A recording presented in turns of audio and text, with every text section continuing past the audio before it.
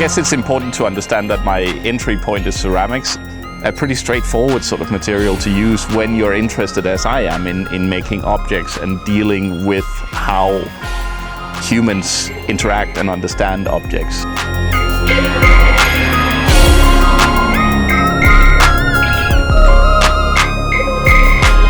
This room is the official part of the house, I guess. This part that I'm standing in right now used to be the architectural studio of Eliel Saarinen, where his son Eero was working for him for a good 15 years, I think, almost. So the two interventions that I've done here, the first one, which is behind me here, is called The Future. And it's kind of a play on thinking about the modernist moment and thinking about sort of the potential to kind of dream about the future and the potential to kind of think about what the world might look like and what the world might be able to kind of develop into. There's a kind of humorous twist to it. So the glass ball is kind of a looking glass. It's like what you would find with a mystic or something like that. Something you could kind of go into, look into, see the future potential in some sort of occult way. The other piece that's here is a little more complicated. It's a piece that I did together with my mother. I tried to sort of bring in some of my own history as a way of sort of aligning myself with the history of the house and aligning my own sort of thinking with it. Not in a way of sort of saying that I'm in any way similar, but just in a way of saying that there's a specific kind of understanding that I've approached this house with. So the octagonal form is essentially just a reference to Saarinen's kind of main geometrical form that goes through many of his buildings around Cranbrook. And so we used that as a sort of a geometrical kind of component that constructed the whole piece. The ceramic piece that I did for my mother's weave tries to kind of also deal with some of the sort of stylistic kind of mashups that is happening in Eliel Saarinen's architecture.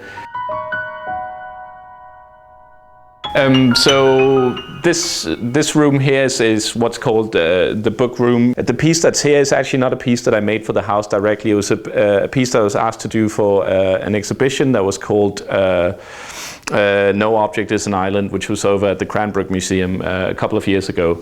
And so I was interested in the sort of dynamic between father and son and how the hell that played out in the sense of, you know, what does it mean to work within the style of your father, who you then go on to kind of supersede in history, essentially in a very short time span.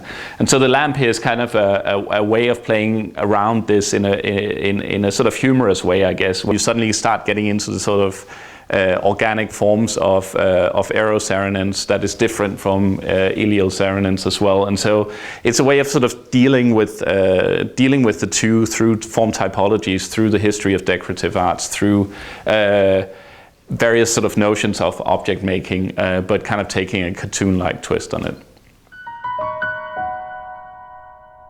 So the piece behind me here is in the dining room, which possibly is one of the most sort of recognizable rooms from the whole house here. And I chose this place to be the place where I tried to sort of deal with the condition of the house as such.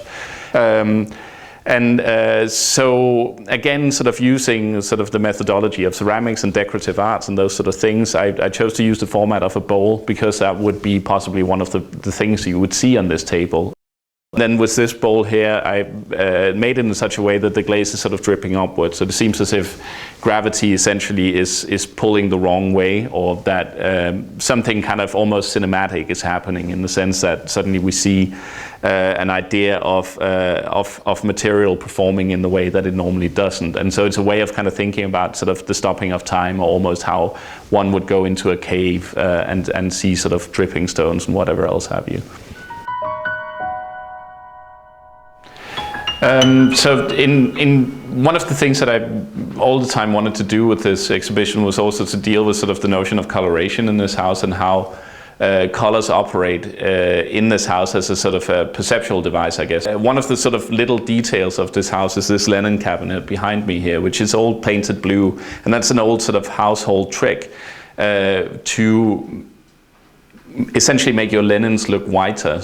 So the 5 sort of lumps that are sort of all taking the form of a towel or something in there is glazed in a gradient of colors, so it goes from a warm white to a cold white, which is hardly sort of perceivable because it's in the blue cabinet. So in a sense, you have a gradation of color that's existing within there that then gets negated by the way that the whole thing is sort of set up. And I wanted it to be sort of, I guess, operate kind of metaphorically for how the various rooms kind of operate here. So how, you know, the various kind of sensibilities are being played out within each of the rooms and how that inflicts the body, the soul, the mind, and one's sort of being in that room.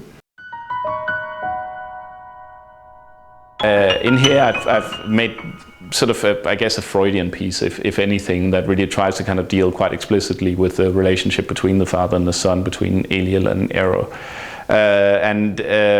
So the piece essentially is a sort of a long sort of lump that is amorphous in its form. Placing it in the bathroom is of course very intentional in the sense that I'm interested in kind of figuring out this sort of dynamic and figuring out and problematizing it, if nothing else, you know, in terms of when you read Eero Saarinen's writing, he's always extremely kind of respectful to his father. He said, you know, I'm a form giver, I just stay within the notion of my father's architecture and whatever else. But if you look closer to the history, the day after his father died, he went on and changed the name of the architectural firm. He shelved all the drawings that they were working on, and then he started doing his own thing just like that.